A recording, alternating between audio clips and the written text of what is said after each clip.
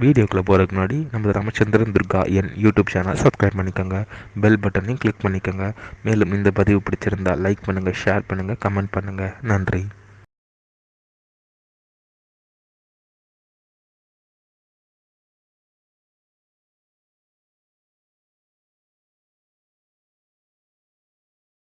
ஸ்ரீ குருப்யோ நம. ஹரி ஓம். ஸ்ரீ மகாகணாதிபதியே நம. அனைவருக்கும் முதற்கண் கோடான கோடி நமஸ்காரங்கள், வணக்கங்கள், வந்தனங்கள். அனைவருக்கும் அன்பு கலந்த இனிய ஆசீர்வாதங்கள். நமது ராமச்சந்திரன் துர்கா என்ற யூடியூப் சேனலிலே இன்றைய பதிவானது அதிமுக்கியமான பதிவு. அது என்னவென்றால், கும்ப மாதம் மாசி மாதத்தில் நிகழவிருக்கும் மகா சிவராத்திரி. இந்த மகா சிவராத்திரியை பற்றி தான் பூஜை நேரங்கள் என்ன, எந்தெந்த காலங்களில் நம்ம கோவிலில் இருந்தால் என்னென்ன பலன், சுவாமிக்கு என்னெல்லாம் நம்ம அபிஷேக பொருட்கள் வாங்கி கொடுக்க வேண்டும், நம்ம கிரகத்தில் வீட்டில் பூஜை பண்ணோம்னா ஒவ்வொரு காலத்திலையும் என்னென்ன நைவேத்தியம் செய்ய வேண்டும், இதனால் நமக்கு கிடைக்கக்கூடிய பலன் என்ன என்பதை பற்றி முழு விளக்கமாக இன்று பதிவிட உள்ளோம். ஆகவே அனைவரும் இந்த மகா சிவராத்திரி இந்த பதிவினை ஆரம்பம் முதல் கடைசி வரை முழுவதுமாக பார்த்து, மகா சிவராத்திரி தினத்தன்று அதன் பிரகாரம் தங்களது வாழ்க்கையை கடைபிடித்து கொண்டு சாட்சாத் பரமேஸ்வரி சமேத ஸ்ரீ பரமேஸ்வரருடைய பரிபூர்ண கிருபா கடாட்சத்தையும் பரிபூர்ண ஆசியம் அனைவரும் பெற்று வாழ்க்கையிலே அனைவரும் மிக மிக சந்தோஷமாகவும் சௌக்கியமாகவும் சகல ஐஸ்வர்யத்துடனும் சத்சந்தான பாக்கியத்துடனும் இருக்க வேண்டுமாய் உங்கள் அனைவரையும் அன்புடன் கேட்டுக்கொள்கின்றேன்.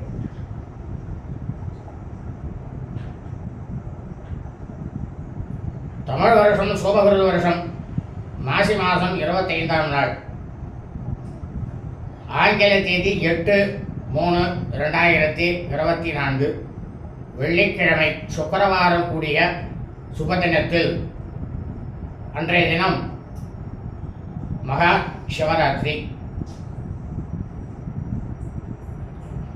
இந்த மகா சிவராத்திரினா என்ன, அதை முதல்ல தெரிஞ்சுட்டு அதுக்கப்புறமா மற்ற விவரங்களை சொல்கிறேன். இந்த மகா சிவராத்திரினாக்கா தேவர்களுக்கும் அசுரர்களுக்கும்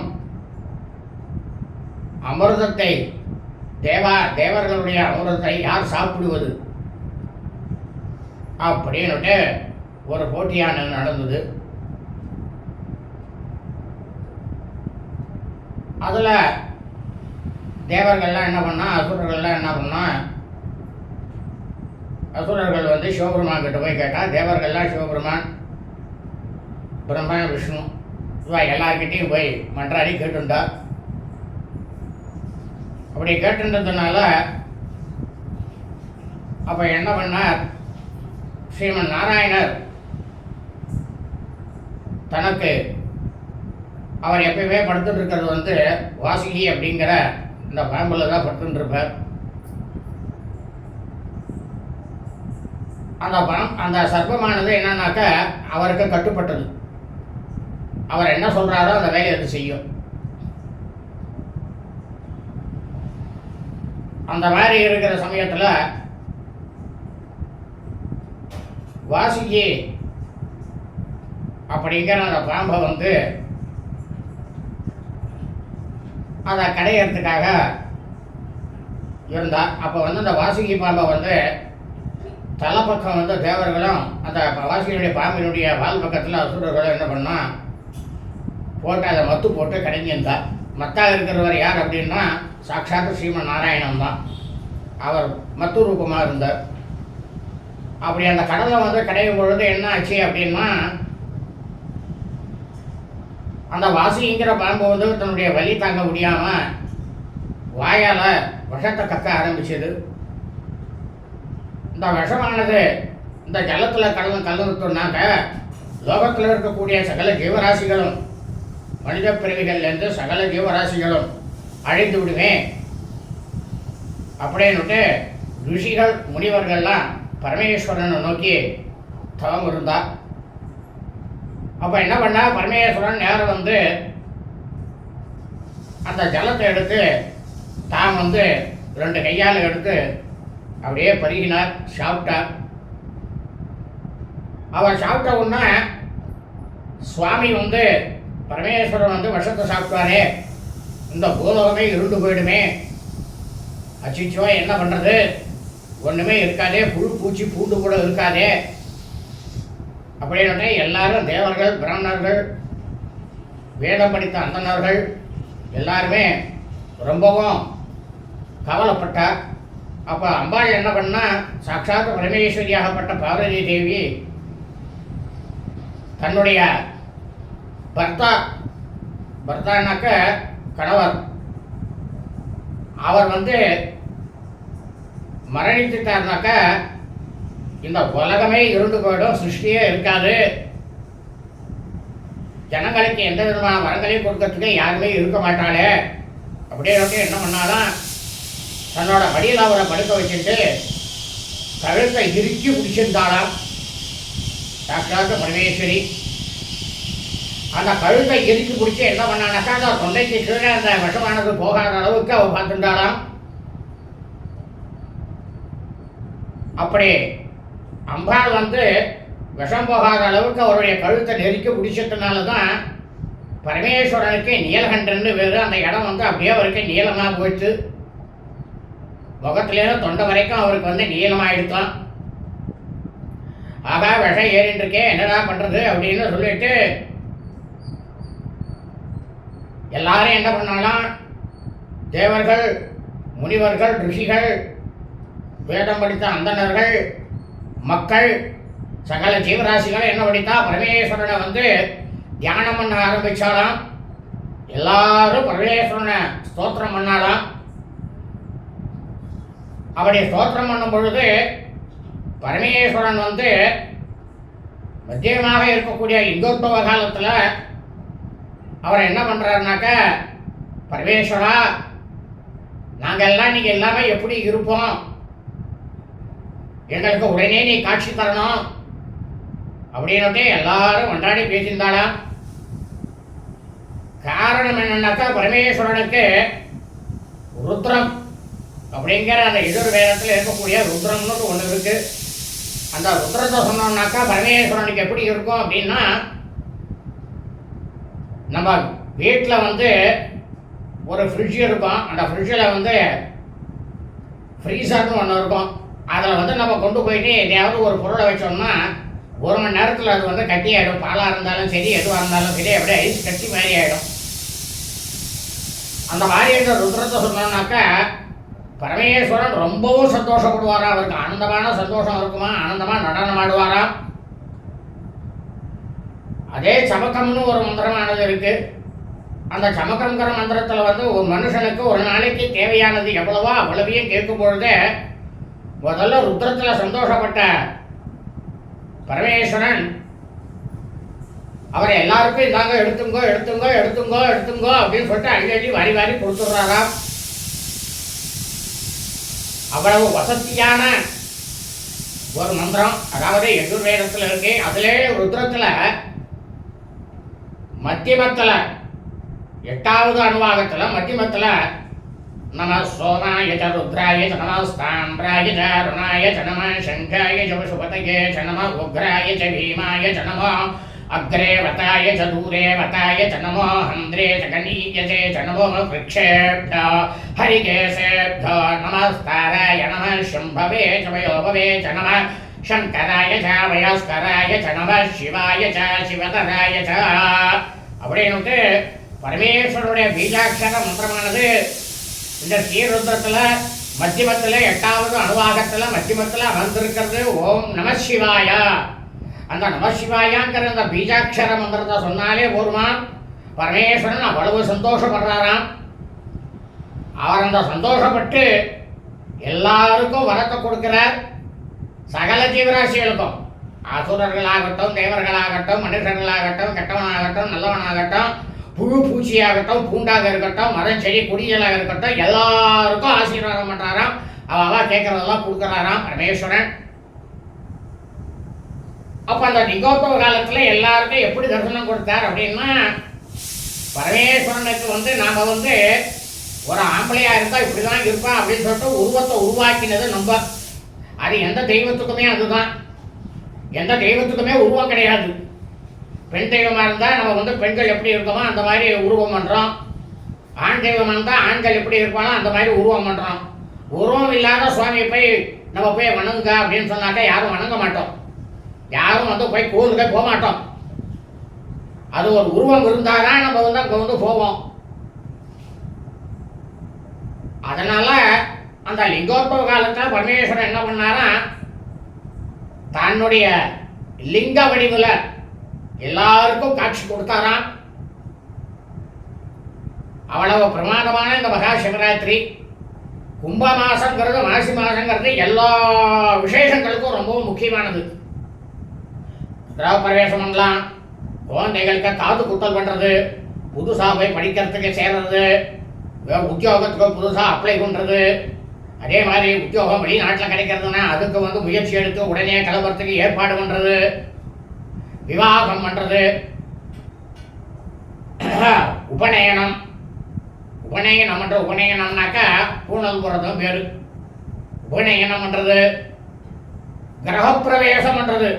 இந்த கும்பமாசத்துல கிரகப்பிரவேசம், வீடு கிரகப்பிரவேசம் பண்ணோம்னா அடுத்த வருஷத்துக்குள்ள நமக்கு இன்னும் 4 வீடு வருமா. வேதசாஸ்திரம் சொல்லிருக்கு. இந்த கும்பமாசங்கிறது அவ்வளவு வசதியான ஒரு மாசம். எல்லா மாசத்தை காட்டிலும் கும்பமாசம் அவ்வளவு வசதி. அதனால இந்த மகா சிவராத்திரி அன்னைக்கு நாமெல்லாம் என்னென்ன பண்ணணும்? முதல்ல பிரதோஷ காலம் அன்னைக்கு, பிரதோஷம் அன்னைக்கு. அந்த பிரதோஷ காலங்கிறது சாயந்தரம் அன்னைக்கு சூரிய உதயம். அந்த சூரிய உதயத்தை பொறுத்து தான் உங்களுக்கு பிரதோஷ காலம்ங்கிறது வரும். அப்படி அந்த மாசி மாதம் 25ஆம் தேதி அன்னைக்கு சூரிய உதயமானது 6:27க்கு சூரிய உதயம். அப்போ 6:27னாக்க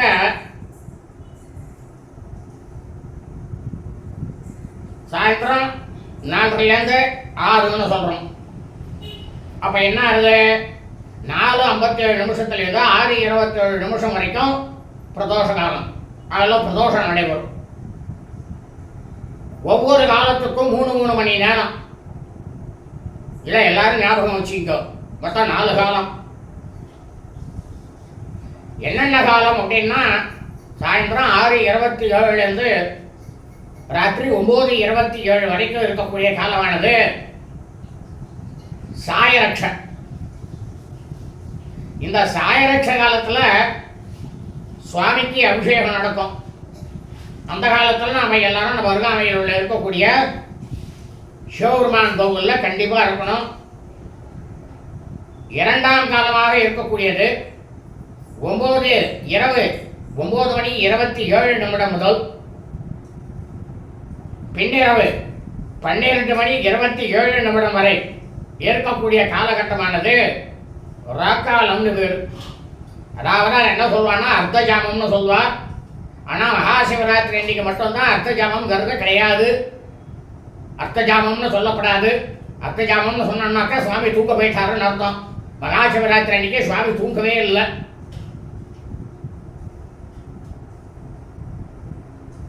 இந்த ராக்காலத்தில் அப்படியே நம்ம கோவிலில் இருக்கணும். அதை விட ரொம்ப முக்கியமான காலமாக இருக்கக்கூடிய 3ஆம் காலம். இந்த 3ஆம் காலங்கிறது எப்படா அப்படின்னா, பின்னிரவு 12:27 பின்னிரவு 3:27 வரை இருக்கக்கூடிய காலமானது லிங்கோத்பவ காலம். இந்த லிங்கோத்பவ காலத்தில் தான் சுவாமி சாட்சாத் பரமேஸ்வரன் லிங்க ரூபமான நம்ம எல்லாருக்கும் காட்சி கொடுத்தார். அது ரொம்ப ரொம்ப ரொம்ப ரொம்ப முக்கியமான காலம்.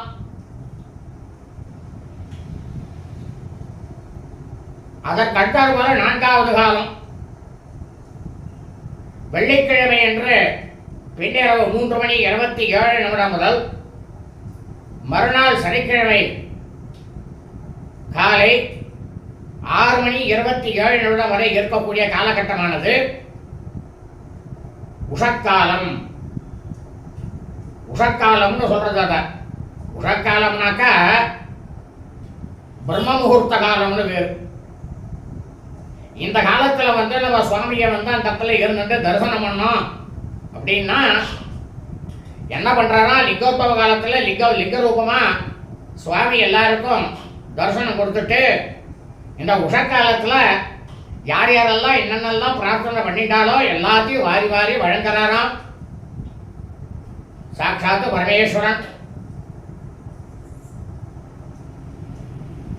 இதுதான் மகா சிவராத்திரியினுடைய தத்துவம், மகா சிவராத்திரியினுடைய மகிமை.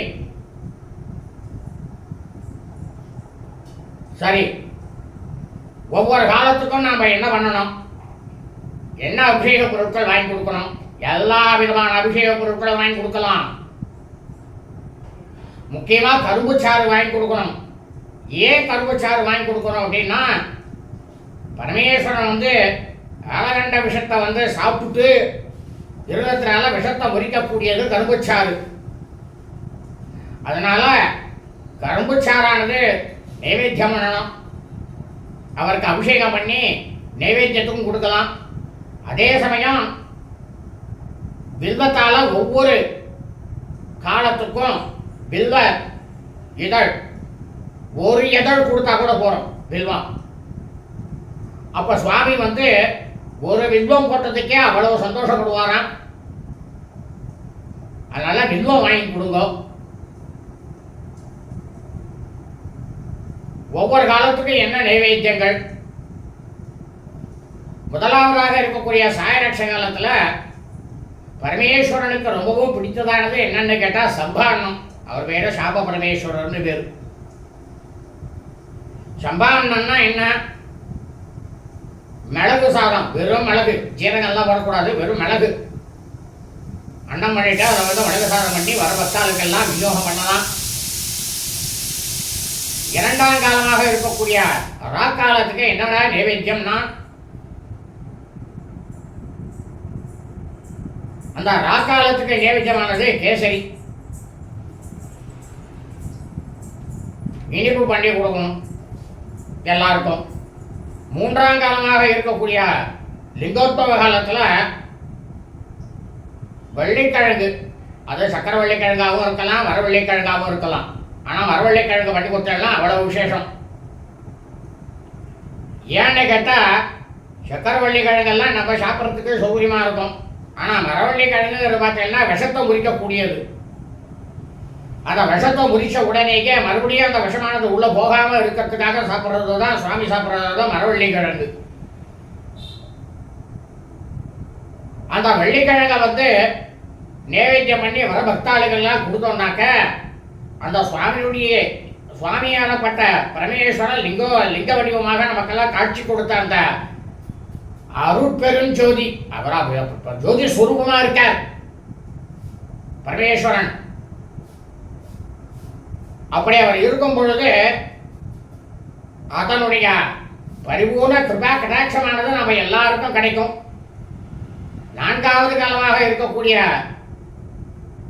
உஷக்காலம். அப்ப என்னடா நைவேத்தியம் பண்ணணும்னா வெண்பொங்கல், நல்லா பிரமாதமா. எதுக்காக வெண்பொங்கல் பண்றோம்? அந்த வெண்பொங்கலை அந்த நாலாவது காலத்துல கொடுத்தோம்னா சுவாமி ஆலகண்ட விஷத்தை சாப்பிட்டுட்டு அவர் அந்த நாலாவது காலத்துல தான் பிரமாதமா சாப்பிட்றாராம், ஆனந்தமா சாப்பிட்றாராம்.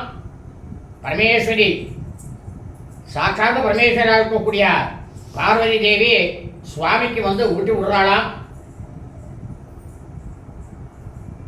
அப்ப அவர் என்ன பண்றாரு, நாலாவது காலத்துல அதை சாப்பிட்டு மன சந்தோஷமா இருந்து எல்லாருக்கும் யார் யாரெல்லாம் பக்தாள்லாம் என்னென்னலாம் கேட்டாலோ, இந்த லோகத்துல இருக்கக்கூடிய சகல ஜீவராசிகளும் என்னென்னலாம் வாவாளுக்கு தேவையோ அனைத்தையும் பூர்த்தி பண்ணி கொடுக்குறாராம். இது மகா சிவராத்திரியினுடைய மகிமை. நாம எல்லாரும் கோவிலுக்கு போயிட்டு என்ன பண்ணணும் அப்படின்னா, பிரதோஷ வேலையில போறவா மறுநாள் காத்தால தான் வரணும், குளிக்கணுமா காத்தாலே குளிக்க வேண்டிய அவசியம் இல்லை. அப்படியே சுவாமி பார்த்து நேரம் வந்துட்டு மறுபடியும் குளிக்கணுமா, குளிக்க வேண்டிய அவசியம் இல்லை. அன்னைக்கு ஒரு நாள் தான் குளி. ஏன்னா கோவிலுக்கு போயிட்டு வந்துட்டு குளிக்கக்கூடாது. சரி, தூங்கலாமா? தாராளமா தூங்கலாம். சாப்பிட்டுட்டு தாராளமா தூங்கலாம். நீங்க அந்த கோவில்ல எத்தனை நாழிகை இருந்தேடோ, எந்தெந்த காலங்களுக்கெல்லாம் இருந்தேடோ, அந்த மகாசிவராத்திரி முழுக்கவும் இருந்த பலனானது கண்டிப்பா கிடைக்கும். ஆனா அந்த வைகுண்ட ஏகாதசிக்கு பாருங்க, நாம விரதம் இருந்தோம்னாக்கா மறுநாள் முழுக்க தூங்கவே கூடாது.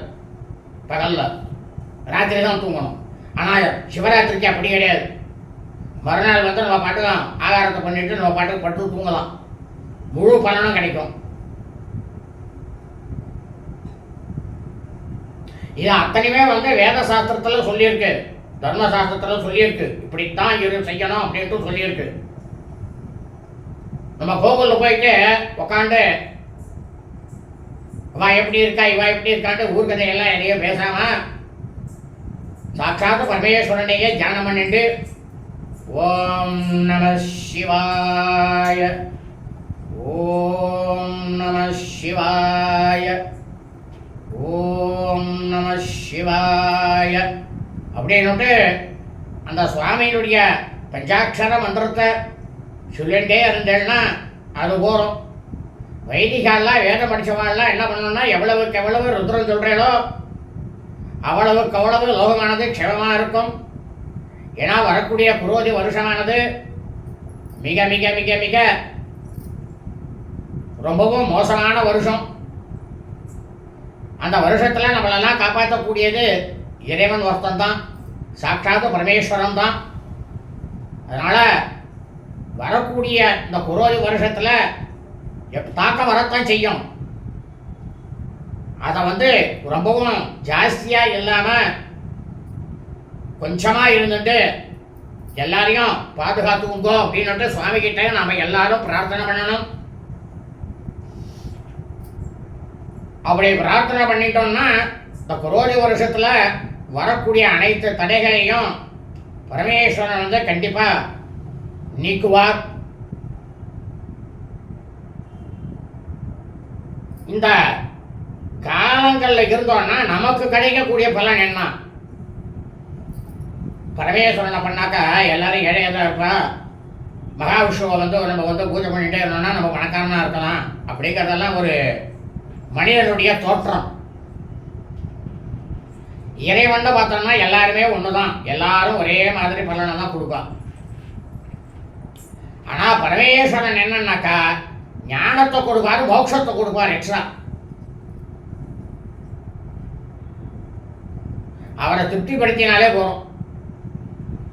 ஆனால் இந்த மகா சிவராத்திரி நாளில் நீங்கள் எல்லாரும் உங்களுக்கு அருகாமையில் இருக்கக்கூடிய சிவபெருமான் கோவிலில் இந்த பதிவில் சொன்ன மாதிரி அந்தந்த காலத்தில் அங்கங்கே இருந்துட்டு கோவிலில் இருந்துட்டு இந்த பூலோகத்தில் பிரபஞ்சத்தில் உள்ள அனைத்து ஜீவராசிகளும் மனித பிறவியிலாக இருக்கக்கூடிய நாம் அனைவருக்கும் சாட்சாத்து பரமேஸ்வரனுடைய பரிபூர்ண கிருபா கடாட்சமும் பரிபூர்ண ஆசையும் கட்டுப்பெற்று நாம் அனைவரும் நமது வாழ்க்கையிலே மிக மிக மிக மிக மிக சந்தோஷமாகவும் சௌக்கியமாகவும் சகல ஐஸ்வர்யத்துடனும் சத்தந்தான பாக்கியத்துடனும் பிரமாதமாக இருப்போம் என்பதில் எவ்வித சந்தேகமும் இல்லை. ஆகவே அனைவரும் இந்த மகா சிவராத்திரி தினத்தன்று மீண்டும் மீண்டும் சொல்கின்றேன், மகா சிவராத்திரி தினத்தன்று இதன் பிரகாரம் அனைவரும் கடைபிடிக்க வேண்டுமாய் உங்கள் அனைவரையும் அன்புடன் கேட்டுக்கொள்கின்றேன். சுபம் அஸ்து.